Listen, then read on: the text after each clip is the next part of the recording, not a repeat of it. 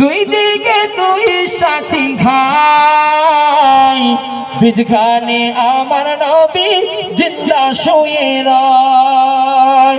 যেতে যদি পারতাম আমি সোনার মদিনায়, সালাম আমি দিতাম গিয়ে নবীজির রওজায়। একটু জোরে বলেন না।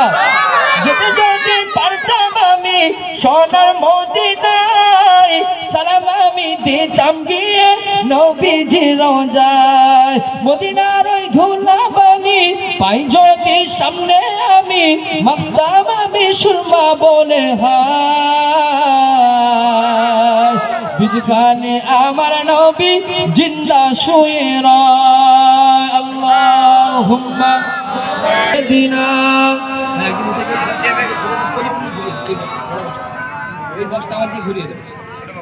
দরুদ শরীফ আল্লাহুম্মা সাল্লি আলা মাওলানা মুহাম্মদ ওয়া আলা আলি সাইয়্যিদিনা।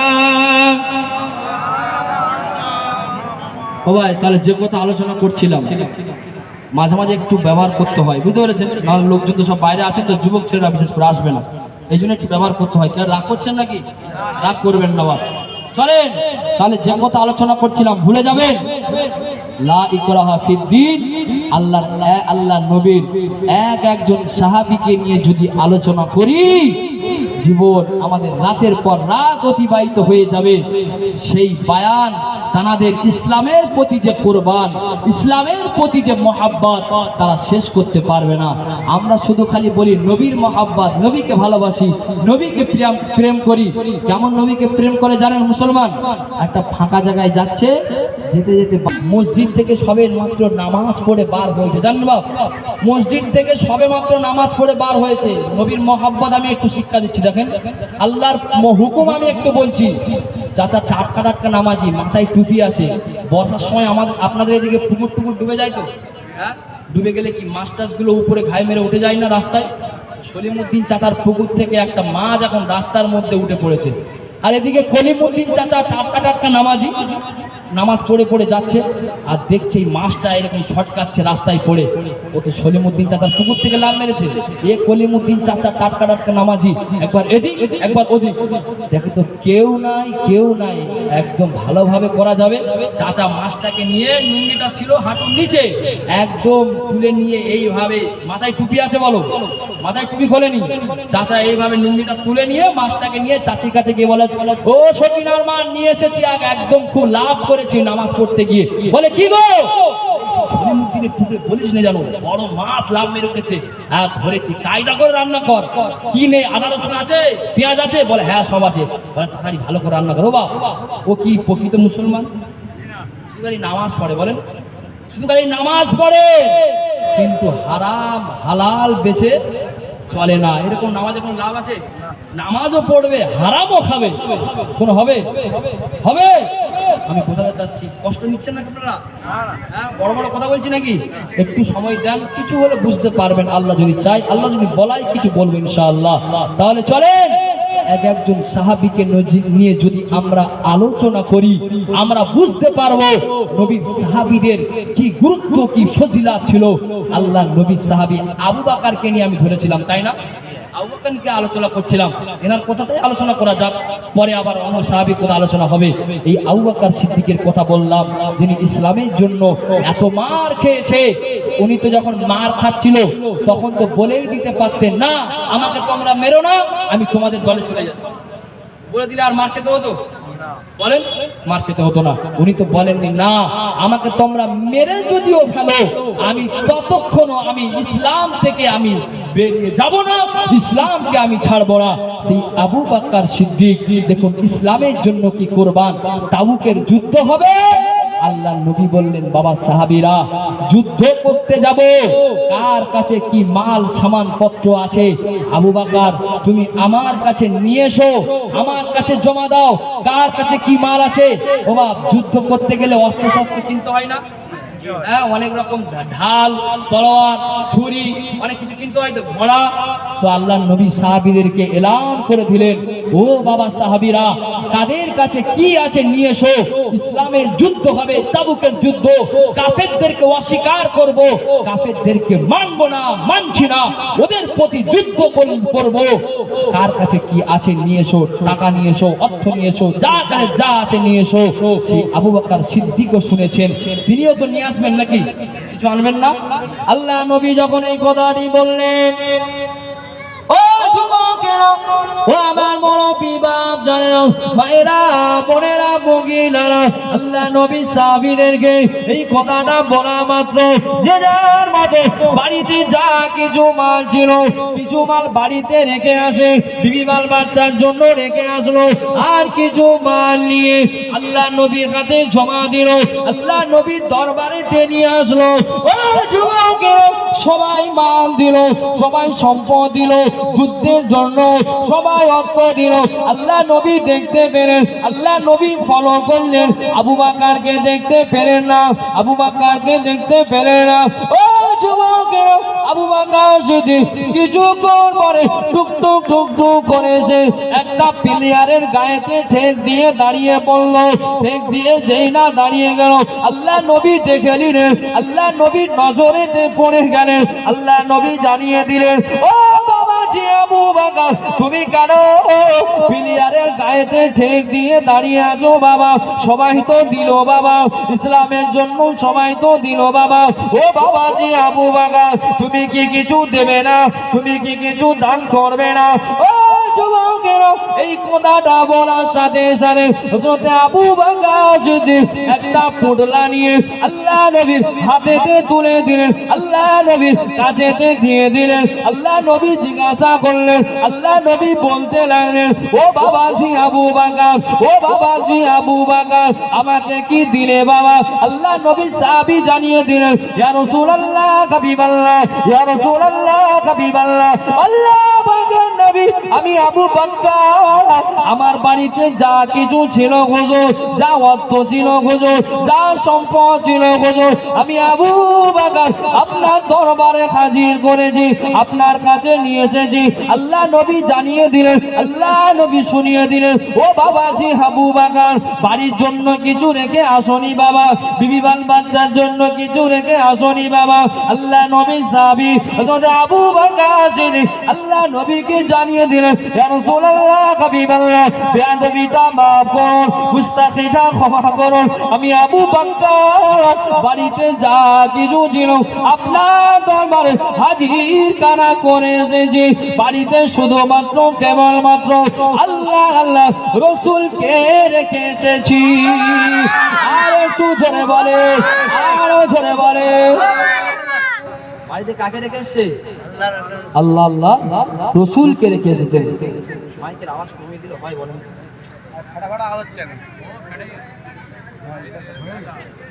চলেন তাহলে বাড়িতে কাকে রেখে এসছেন? আমাদের তো প্রত্যেকদিন বলতে হবে, যদি আল্লাহ আল্লাহ রসুলকে রেখে এসেছেন তাহলে এর দ্বারা, যাক ভাই ছেড়ে দেন, আস্তে আস্তে ছেড়ে দেন, আস্তে আস্তে ছেড়ে দেন। আল্লাহ আল্লাহ রসুলকে রেখে এসেছেন, আপনারা বলুন তাদের ভিতরে কতটা মহাব্বত পেয়েছেন, মহাব্বত কতটা আছে, তারপরে তাদের ভাবনা চিন্তা এরকম হয়। আমাদেরকে যদি বলে কচির বাপ, যদি বলে সলিমুদ্দিন চাচা বা আব্দুর রহমান, এই মসজিদের ঢালাই পড়বে, 5,000 টাকা দাও না বাপ, তোমার কাছে তো অনেক টাকা পয়সা আছে, মসজিদের ছাদ পড়বে, একটু দাও, কিছু সহযোগিতা করো। তো আব্দুর রহমান দেবে বলে মনে হয়? কত রকম কথা শোনাবে তার ঠিক নেই। কিন্তু দেখো আল্লাহ নবী সাহাবী আবু বকর বলছেন, ইয়া রাসূলুল্লাহ, আমি বলেছিলাম না আবু বকর সিদ্দিককে নিয়ে যদি একে আলোচনা করি রাত পার হয়ে যাবে, শেষ করতে পারবেন না। আল্লাহু আকবার বলেন। ইসলামের প্রতি কি কুরবান ছিল, ইসলামের প্রতি কি অন্তরে ভালোবাসা ছিল, নবীর প্রতি কি মহব্বত ছিল, তাই তো তারা দুনিয়াতে থাকাকালীন, হায়াতে থাকাকালীন তারা জান্নাতের সার্টিফিকেট পেয়েছিল। আর একটু জোরে বলে, আমরা যদি এই কাজগুলো করি আমরাও পাবো, আশা আছে তো নাকি? পাবো, কিন্তু আমরা করতে পারি না, আমরা করতে পারি না। অনেক টাকা পয়সা, অনেক ধন সম্পদ আছে, কিন্তু যদি মসজিদ মাদ্রাসার জন্য হয়, গরিব মেয়ের বিয়ে হচ্ছে না, তাকে যদি বলা হয় যে অমুকের মেয়ের বিয়ে হচ্ছে না, একটু চলো না, কিছু সহযোগিতা করো না, বলবেন না আমিও নেই, আমার কাছে টাকা নেই। আপনি জানেন আল্লাহ নবী সাল্লাল্লাহু, আমার পয়েন্ট এটা নয়, মনে পড়ে গেল তাই বলছি, গরিবের মেয়েকে আল্লাহ নবী কিভাবে বিয়ে দিয়েছে শুনুন। অনেকের কাছে টাকা পয়সা ধন সম্পদ আছে, কিন্তু গরিবের মেয়ের বিয়ে হচ্ছে না, টাকা পয়সাগুলোকে নিয়ে খরচা করছে, বিভিন্ন রকমের নোংরা কাজে আয় ব্যয় করছে, কিন্তু গরিব মেয়েটার বিয়ে হচ্ছে না। তোমার কাছে হাত পেতেছে, তুমি তাকে 50 টাকা 20টা টাকা দিয়ে ধরে তুমি তাকে তাড়িয়ে দিচ্ছ। আরে না, তোমার কর্তব্য তো ওটাই যে তুমি গরিব মেয়েটাকে বিবাহর ব্যবস্থা করে দাও। এটা তো নবী শিক্ষা দিয়েছে, জোরে বলেন। আল্লাহ নবী একজন গরিব, তার বাপ নাই, আল্লাহ নবী নিজে শ্বশুর আব্বা হয়ে তার বিয়ে দিয়েছেন। নাম পড়ে মনে পড়ে আপনাদের? আপনারা তো ওয়াজ শুনে আসছেন, কে বলেন তো কার মেয়ে বলেন? আল্লাহ নবী এক সময় মদিনার মসজিদে এক কোনায় গিয়ে কান্না করছেন, রোনাজারি করছেন। আল্লাহ নবীর সাহাবীরা যে যার মতো আসছেন। আবু বকর আসেন, ইয়া রাসূলুল্লাহ আপনি এত কান্না করছেন কেন, আপনি এত রোনাজারি করছেন কেন? আল্লাহ নবী মাথা তোলেন না, কোনো কথা বলেন না। আল্লাহ নবী দ্বিতীয়বার বললেন আপনি এত কষ্ট করছেন, এত কান্না করছেন কেন? তখনও কথা বললেন না।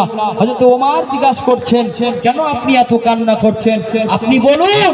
আমি ওমর বলছি, কেউ যদি আপনাকে কষ্ট দিয়ে থাকে, আমি ওমর তার ঘর আর গর্দান আলাদা করে দেব, আমাকে একবার অনুমতি দিন।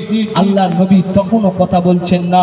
শেষে যখন সকলে মিলে আল্লাহ নবীকে ধরলেন, আল্লাহ নবীকে জিজ্ঞাসা করলেন, ইয়া রাসূলুল্লাহ, ইয়া হাবিবাল্লাহ, আপনি কান্না করছেন কেন? আপনি রোনাজারি করছেন কেন? আর মাইকে হাত দেবেন না। আপনি রোনাজারি করছেন কেন? ওই সময় বলেছিলেন, ও আমার সাহাবীরা, আমি রাসূলুল্লাহ বলছি, জানো আজ আমি হানজালার বাড়িতে গিয়েছিলাম, আমি বাড়িতে গিয়ে দেখি হানজালার বাড়ির ভিতর থেকে একটা কান্নার আওয়াজ ভেসে আসছে। আমি জিজ্ঞাসা করলাম, সালাম দিলাম, হানজালার বিবিটা বাইর থেকে বলল, আল্লাহ নবী জিজ্ঞাসা করলেন তুমি কান্না করছো কেন, রোনাজারি করছো কেন? এই গভীর রজনীতে এই তুমি কান্না রোনাজারি করছো কেন? হানজালার বিবি একটা মারাত্মক চ্যাম্পিয়ন একটা জবাব দিয়েছিলেন। জবাবটা শুনবেন, শুনবেন। একবার তাকবীর না তো নারায়ে তাকবীর, আর একবার নারায়ে তাকবীর। গ্রামবাসী বৃন্দ আর জোরে নারায়ে তাকবীর। হানজালার বিবি একটা ছোট্ট জবাব দিয়েছিলেন। নবী জিজ্ঞেস করলেন, ও মা হানজালার বিবি, তোমার স্বামী যুদ্ধের ময়দানে শহীদ হয়ে গেছে, এই কষ্টে কি তুমি কান্না করছো? হানজালার বিবি বলছেন, ইয়া রাসূলুল্লাহ না, আমার স্বামী যুদ্ধে শহীদ হয়ে গেছে, এজন্য কান্না করিনি, আমার একটা ছোট্ট দুঃখ আছে। বলে দুঃখটা কি? হানজালার বিবি জানিয়ে দিল, ইয়া রাসূলুল্লাহ, হাবিবাল্লাহ, আল্লাহ পাকের নবী, আমি হানজালার বিবি, আমি এত রোনাজারি করছি কেন জানো? ইয়া রাসূলুল্লাহ, হাবিবাল্লাহ, আমি হানজালার বিবি, আপনি তো ভালো জানেন আমার স্বামী যুদ্ধের ময়দানে গিয়ে শহীদ হয়ে গেছে, ইন্তেকাল করেছে, মারা গিয়েছে। ইয়া রাসূলুল্লাহ, হাবিবাল্লাহ, আল্লাহ পাকের নবী, আমার একটা ছোট মেয়ে আছে, তার বিবাহর বয়স হয়ে গেছে, তার বিয়ের বয়সটা হয়ে গেল। ইয়া রাসূলুল্লাহ, হাবিবাল্লাহ, আল্লাহ পাকের নবী, তার বাপ নাই বলে মদিনার জানায় আসে, আমার মেয়েটাকে যখনই দেখে তখনই তার বাপ যখন নেই শোনে, তারা চলে যায়। বাপ না থাকার কারণে যে আসে সকলে চলে যায়। ইয়া রাসূলুল্লাহ, হাবিবাল্লাহ, আমার মেয়েটাকে কেউ বিয়ে করতে চায় না, আমার মেয়েটাকে কেউ বিয়ে করতে চায় না। ইয়া রাসূলুল্লাহ, হাবিবাল্লাহ, এই কষ্টে আমি কান্না করি। আল্লাহ নবী জানিয়ে দিলেন, আল্লাহ নবী শুনিয়ে দিলেন, ও বাবা সাহাবীরা, আমি এই কষ্টে কান্না করি। ও বাবা সাহাবীরা, তোমাদের মধ্যে কে আছো বাবা, তোমাদের মধ্যে কে আছো বাবা, ওই হানজালার মেয়েকে বিয়ে করবে? হানজালার মেয়েকে যে বিয়ে করবে তার বাপ নেই তো কি হয়েছে? আমি রাসূলুল্লাহ স্বয়ং তার শ্বশুর আব্বা হয়ে যাব। আরো জোরে বলে। আমরা হলে কি করি? হ্যাঁ, শ্বশুর আব্বা তো দূরের কথা, 1 টাকা দিতে পারি, আরো শুধু খালি ঘুরছি কিভাবে ঘরটাকে ভাঙাবো। হ্যাঁ, হয় কি হয় না? আপনাদের আমাদের ওদিকে কিন্তু খুব হয় এটা। একটা গরিব মেয়ের বিয়ে হচ্ছে না, অনেক কষ্টে একটা ঘর এসছে, এই কলিমুদ্দিন চাচা কি বলছে, এই ও মেয়েটা ভালো না জানিস, হ্যাঁ ওই মেয়েটার বাপ মদ খায় আর এইরকম জুয়া টুয়া খেলে, তাস খেলে, আর তুই এইভাবে এই মেয়েটাকে বিয়ে দিচ্ছিস, এরকম নেই? ইসলামের শত্রু আছে না নেই এরকম? আরে তোমার দায়িত্ব ছিল তো গরিব মেয়েটাকে বিবাহ দেওয়া, তোমার দায়িত্ব। তার বাপ নাই, বাপ হয়ে তুমি শ্বশুর আব্বা বেনে গিয়ে, এখনো অনেক মানুষ আছে গরিবদের বিয়েতে অনেক হেল্প করেন, নিজের বাপের মতো হেল্প করেন। আল্লাহ বলেছেন গরিবদের মাথায় যারা হাত বুলোবে, গরিবদেরকে যেরকম যারা সহযোগিতা করবে, আল্লাহ নবী এভাবে আঙুল তুলে দেখিয়েছেন। এ আমার সাহাবীরা শুনে রাখো, দেখছো আঙুল দুটো কেমন পাশাপাশি আছে? নবী সাহাবীরা বলছেন ইয়া রাসূলুল্লাহ একেবারে তো পাশাপাশি।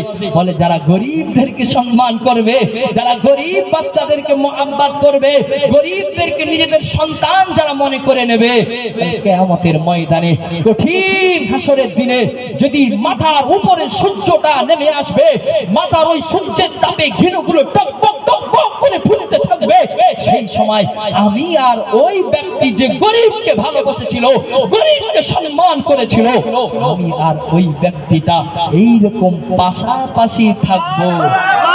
আরো জোরে তাকবীর দাও, নারায়ে তাকবীর। বাবা গরিবকে ভালোবাসবেন, মহব্বত করবেন। আমার আলোচনা কিন্তু এটা নয়, আমি তো চলে আসলাম মনে পড়লো বলে, কিছু মনে করলে আমার আলোচনা ভুলবেন না। একজন সাহাবীকে নিয়ে যদি আলোচনা করি, ইসলামের প্রতি কি কুরবান, ইসলামের প্রতি তাদের কি মহব্বত, ইসলামের প্রতি কি ভালোবাসা, সেই কথা বোঝাতে গিয়ে আবু বকর সিদ্দিক রাদিয়াল্লাহু তাআলা আনহু দুটো ওয়াকিয়া আপনাদের কাছে তুলে ধরলাম। চলেন আরেকটু আগিয়ে যাই। সেই আবু বকর সিদ্দিক রাদিয়াল্লাহু তাআলা আনহু, আপনারা জানেন আল্লাহর নবী যখন হিজরত করে এক জায়গা মক্কা ছেড়ে মদিনায় যাচ্ছিলেন, আল্লাহর নবীর সঙ্গী কে ছিল? আমি আপনাদেরকে ঘটনা কিন্তু বলছি না, শুধু খালি পয়েন্টগুলো ধরিয়ে দিচ্ছি। আমার ঘটনা বলার উদ্দেশ্য নয়, আমি বোঝাতে চাচ্ছি একটা জিনিস। দেখুন একজন সাহাবীরা, আমরা তো মানে ইসলামটা সহজে পেয়েছি, কিন্তু যারা কষ্ট করে ইসলামটা পেয়েছেন তাদের সেই কষ্টের জীবনটা একটু শুনুন। তারা কত কষ্ট করেছেন, কত মেহনত করেছেন, কতটা মানে কষ্ট নিজেকে সহ্য করে ইসলামটা পেয়েছেন, আমি সেটাই বোঝাতে চাচ্ছি। একবারও বলবেন না যে আমি ঘটনা বলে গেছি। আমি ইসলামটাকে কত কষ্ট করেছেন সাহাবীরা, আমাদের বুকটা ফেটে যায়, কি কষ্ট তারা করেছে, আমরা তো কিছুই করতে পারিনি। সেই আবু বকর সিদ্দিক যখন আল্লাহর নবী মক্কা ছেড়ে মদিনায় হিজরত করে চলে যাচ্ছিলেন, আল্লাহর নবীর সাহাবী আবু বকর সিদ্দিক দেখেন একবার আল্লাহর নবীর সামনে যায়, একবার আল্লাহর নবীর পিছনে যায়, একবার সামনে যায়, একবার পিছনে যায়, একবার ডাইনে যায়, একবার বামে যায়। বাবা যে কোনো মানুষ আশ্চর্যজম্বিত হবেন কি হবেন না? একটু আশ্চর্য হবেন কি হবে না? আরে আমার বন্ধু আমার সাথে যাচ্ছে, একবার সামনে, একবার পিছনে, একবার ডাইনে, একবার বামে, কেমন করে? এর কি পাগল টাগল হয়ে গেল নাকি? মাথা খারাপ হয়ে গেল নাকি? প্রশ্ন উঠবে কি উঠবে না? আল্লাহ নবী আমার জিজ্ঞাসা করলেন, ও যুবকেরা, ও আমার মুরব্বিরা, মায়েরা, বোনেরা, মহিলারা, আল্লাহ নবী জিজ্ঞাসা করলেন, ও বাবাজি আবু বকর, ও বাবাজি আবু বকর, তুমি তো আমার সঙ্গে আছো বাবা, তুমি আমার সাথে হিজরত করে আমার সঙ্গে মক্কা ছেড়ে মদিনায় যাচ্ছ বাবা। ও বাবাজি আবু বকর, যেতে যেতে তুমি কেন একবার সামনে যাও, একবার কেন পিছনে যাও, একবার কেন ডাইনে যাও, একবার কেন বামে যাও, এর কারণটা কি আমাকে একটু জানিয়ে দাও। আল্লাহ নবী সাহাবী আবু বকর সিদ্দিক রাদিয়াল্লাহু তাআলা ওই সময় জানিয়ে দিলেন, ইয়া রাসূলুল্লাহ হাবিবাল্লাহ, ইয়া রাসূলুল্লাহ হাবিবাল্লাহ, আল্লাহ পাকের নবী, আমি আপনার একবার সামনে যাই, একবার পিছনে যাই, আমি একবার ডাইনে যাই, একবার বামে যাই, ইয়া রাসূলুল্লাহ হাবিবাল্লাহ, এর ভিতরে যথেষ্ট কারণ কারা লুকিয়ে রয়েছে। কি কারণ ইয়া রাসূলুল্লাহ? আমি আবু বকর যখন আপনার সামনে দিকে যাই, আমি আবু বকর এই চিন্তাটা করতে লাগলাম, আমি আবু বকর এই ভাবনাটা আমার মাথাতে চলে আসলো, ইয়া রাসূলুল্লাহ হাবিবাল্লাহ, আপনি তো মক্কা ছেড়ে মদিনায় চলে যাচ্ছেন, কাফেররা আপনাকে ফলো করে রেখেছে, কাফেররা আপনাকে তীর মারবে, কাফেররা আপনাকে বল্লম চালাবে, কাফেররা আপনাকে মারবে। ইয়া রাসূলুল্লাহ, আমি হঠাৎ করে যখন চিন্তা করলাম কাফেররা হয়তো আপনার পিছন দিক থেকে তীর মারতে পারে, সেজন্য আমি আবু বকর সঙ্গে সঙ্গে পিছনেতে চলে আসলাম। ও আল্লাহ নবী, আমি আবু বকর আবার যখন আপনার ডাইনেতে ছিলাম, আমি যখন ডান সাইডে ছিলাম, আমি চিন্তা করলাম কাফেররা হয়তো আপনার বাম দিক থেকে তীর মারতে পারে।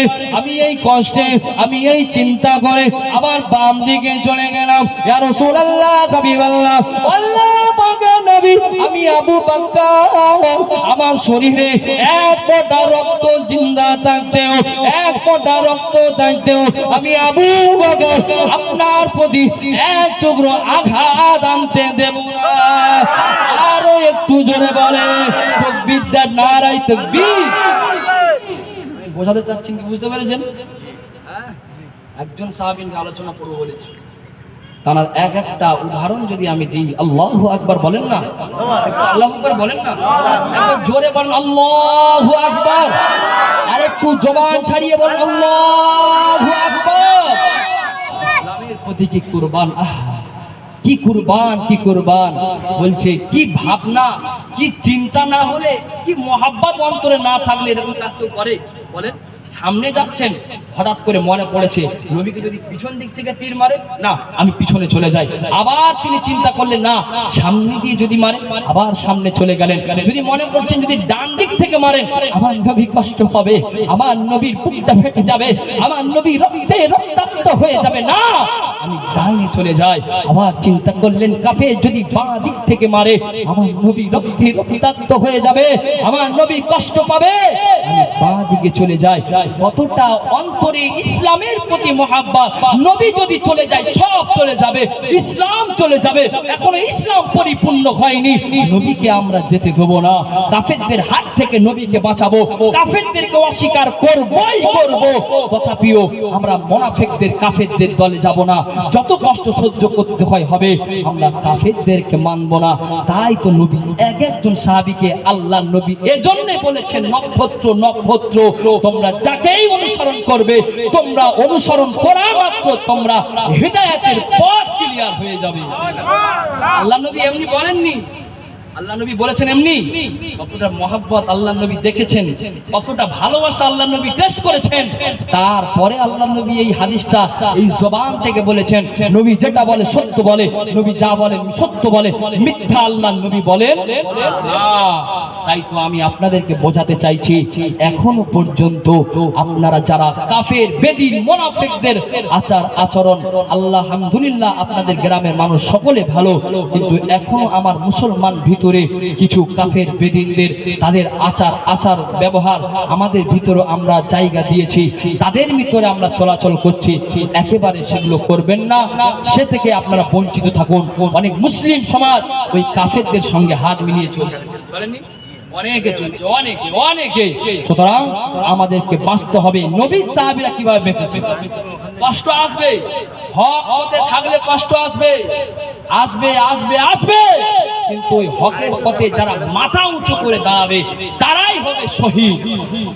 আর জোরে বলেন, আর জোরে বলেন, আর শহীদ মরেন এমন মরণ, আল্লাহ নবী বলেছেন শহীদি মরণ এমন মরণ, পিঁপড়ে কামড়ালে যতটুকু ব্যথা যন্ত্রণা হয়, এতটুকু যন্ত্রণা পেয়ে মৃত্যু বরণ করবেন শহীদ হয়ে।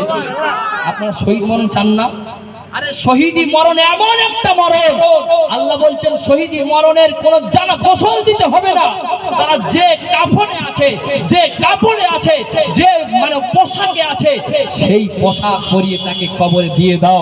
আল্লাহ দেখবে, আহারে আমার কোরআনকে চিন্তা করতে গিয়ে, আমার নবীকে মানতে গিয়ে, আমার নবী সাহাবীকে মানতে গিয়ে রক্ত লেগেছে, আহারে জামাতে রক্তে রক্তাক্ত হয়ে গেছে, দেশ ফারিস্তারা একে নিয়ে গিয়ে আমার দয়ার জান্নাতের মধ্যে প্রবেশ করিয়ে দিল। আর একটু জোরে বলে, শহীদি মরণ এমন একটা মরণ, আমরা কে চাই না শহীদি মরণ হোক আমাদের নসিবে? সবাই চাই, সবাই চাই। ও বাবা, আমার আলোচনা কি খুব কষ্ট হচ্ছে নাকি? হ্যাঁ, কষ্ট হচ্ছে, বুঝতে পারছেন একটু আদ্রু? হ্যাঁ, আল্লাহ চাইলে দোয়া করেন, একটু দোয়া করেন, একটু ধৈর্য দেন, দু চারটি কথা বুঝতে পারবেন। চলেন, সেই আবু বকর সিদ্দিককে নিয়ে আমি যে বোঝাতে চেয়েছিলাম, আমি বলেছিলাম একজন সাহাবীকে নিয়ে যদি আলোচনা করি, দিন চলে যাবে, রাত চলে যাবে। আমি যতটুকু জানি, আরো ওলামারা তারা জানেন, রাতের পর দিনের পর দিন চলে যাবে। আবু বকর সিদ্দিক বলেন, অন্যান্য সাহাবীদের তাদের জীবন আদর্শ ইসলামের জন্য কি কুরবান, তাদের ভুলতে পারবে না, কখনোই ভোলা যাবে না। সেই আবু বকর সিদ্দিক ঘটনা বলছি না, তিনি হিজরতে কালীন নবীকে কতটা মহাব্বত করতেন, নবীকে কতটা ভালোবাসতেন। দেখুন, হিজরতের সময় আল্লাহ নবী বলেছিলেন 6 মাস আগে, বাবা আবু বকর তুমি আমার সঙ্গী হবে, হিজরত মক্কা ছেড়ে যখন মদিনায় চলে যাব, তুমি আমার সাথী হবে, তুমি আমার সঙ্গী হবে। এই কথাটা 6 মাস আগে বলেছিল। এক পর্যায়ে নবীর ঘরটা ঘেরাও করে ফেল কাফের বেদিনীরা মারবে বলে। আল্লাহ নবী আল্লাহ অর্ডার দিলেন, নবী তুমি এই মুহূর্তে মক্কা ছেড়ে মদিনায় চলে যাও।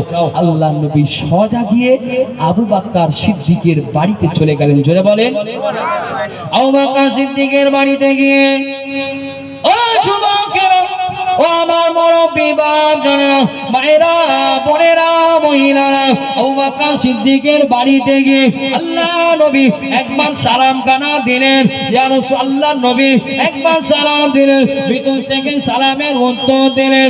আল্লাহ নবী দেখতে পেলেন হযরত আবু বকর সিদ্দিক সালাম দেওয়ার সাথে সাথে দরওয়াজাটা খুলে দিলেন। শুধু তাই নয়, শুধু তাই নয়, হযরত আবু বকর সিদ্দিক মাথায় সাবান পত্রগুলো গুছিয়ে নিয়ে দরওয়াজার কাছে দাঁড়িয়ে আছে, দরওয়াজার কাছে দাঁড়িয়ে আছে। ও যুবকেরা, আল্লাহ নবী জানতে চাইলেন, আল্লাহ নবী জিজ্ঞাসা করলেন, ও বাবাজি আবু বকর, ও বাবাজি আবু বকর, ও বাবাজি আবু বকর, আমি নবী আজকের বাবা মক্কা ছেড়ে মদিনায় চলে যাব, মক্কা ছেড়ে মদিনায় হিজরত করব। ও বাবাজি আবু বকর, তুমি কিভাবে জানতে পারলে বাবা? তোমাকে তো দেখছি বাবা সাবান পত্রগুলো গুছিয়ে নিয়ে তুমি তো দরওয়াজার কাছে দাঁড়িয়ে আছো, তুমি কেন এমন করলে বাবা? কিভাবে জানতে পারলে বাবা? ও যুবকেরা, আল্লাহ নবী সাহাবী জানিয়ে দিলেন, ইয়া রাসূলুল্লাহ হাবিবাল্লাহ, ইয়া রাসূলুল্লাহ হাবিবাল্লাহ, আল্লাহ পাকের নবী বেয়াদবি তামাফ গুস্তাখিটা ক্ষমা করো।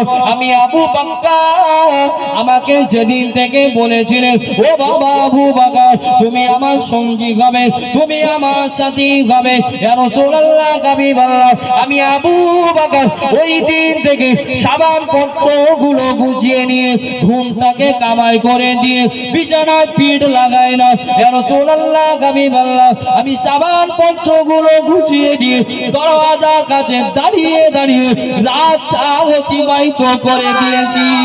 আর একটু জোরে বলেন, হ্যাঁ, রাত অতিবাহিত করে দিয়েছে। তার জন্য গো কি মহব্বত, আল্লাহু আকবার বলবেন না? এবার বলেন আল্লাহু আকবার। কি মহব্বত, না জানি আমার নবী কখন এসে ডাক দেবে, কোন সময় এসে ডাক দেবে। আর আমার নবী যখন ডাকবে, আমি আবু বকর শুয়ে থাকবো, আমি আবু বকর ঘুমিয়ে থাকবো। আমার দিন দুনিয়ার বাদশা নবী, আমার রাহমাতাল লিল নবী, রাহমাতাল লিল আলামিন নবী এসে আবু বকর বলে ডাক দেবে, আমি জাগ্রত হতে পারবো না, আমার নবী কষ্ট পাবে, আমার নবীকে কাফেররা মারবে, আমি আবু বকর ঘুমাবো না। ইয়া রাসূলুল্লাহ, শুধু তাই নয়, আমার ছোট্ট মেয়ে আসমা সেও আমাদের জন্য দৈনিক আমাদের জন্য রাত নাস্তা প্রস্তুত করে রাখতেন। জোরে বলেন, আর একটু জোরে বলেন, ইয়া রাসূলুল্লাহ, শুধু তাই নয়, শুধু তাই নয়, আপনি যে দেখছেন ওই উটটা বাঁধা রয়েছে, ইয়া রাসূলুল্লাহ, আপনি যেদিন থেকে আমি আবু বকর আমাকে বলেছিলেন, সেই দিন থেকে আমি আবু বকর আপনার ওই যুদ্ধে যাতে সহযোগিতা করতে পারি, যাতে আমি আর আপনি সহজেই চলে যেতে পারি, কাফেররা আমাদেরকে যাতে ধাওয়া না করতে পারে, আপনার মহব্বতে, ইসলামের মহব্বতে সেই দিন থেকে আমি আবু বকর ওই উটটা প্রস্তুত করে রেখেছি। আমি ওই উটে করে আমি আর তুমি হাঁটতে হাঁটতে ওই হিজরত করে মক্কা ছেড়ে মদিনায় চলে যাব। জোরে জোরে বলেন একবার সুবহানাল্লাহ। কি মহব্বত তাদের ভিতরে ছিল, কি আদর্শ তাদের ভিতরে ছিল। একবার দরুদ শরীফ আল্লাহুম্মা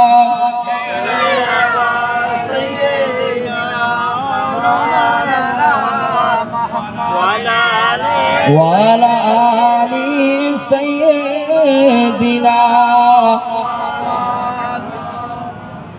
আমি লিখব চিঠি দিব তোমায় পাখি